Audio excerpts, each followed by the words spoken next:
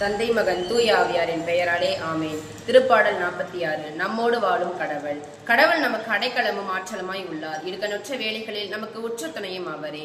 ஆகையால் நில உலகம் நிலை குலைந்தாலும், மலைகள் எல்லாம் ஆழ்கடலில் அதிர்ந்து நடுங்கினாலும், கடலின் அலைகள் கொந்தளித்து பொங்கினாலும், அவற்றின் பெருக்கால் குன்றுகள் அதிர்ந்து நடுங்கினாலும் எங்களுக்கு அச்சம் என்பதே இல்லை. ஆறு ஒன்று உண்டு, அதன் கால்வாய்கள் உன்னதரான கடவுளின் திரு உறைவிடமான நகருக்கு பேரின்பம் அளிக்கின்றன. அந்நகரின் நடுவில் ஆண்டவர் இருக்கிறார், அது ஒருபோதும் நிலை குலையாது. ஆண்டவரின் வைகரை தோறும் ஆண்டவரின் துணை அதற்கு உண்டு. வேற்றினத்தார் கலக்கமுற்றனர், அரசுகள் ஆட்டம் கண்டன, கடவுளின் குரல் முழங்கிற்று, பூவுலகம் கரைந்தது. வாரீர், ஆண்டவரின் செயல்களை காணீர், அவர் உலகில் ஆற்றியுள்ள திகைப்பூட்டும் நிகழ்ச்சிகளை பாரீர்.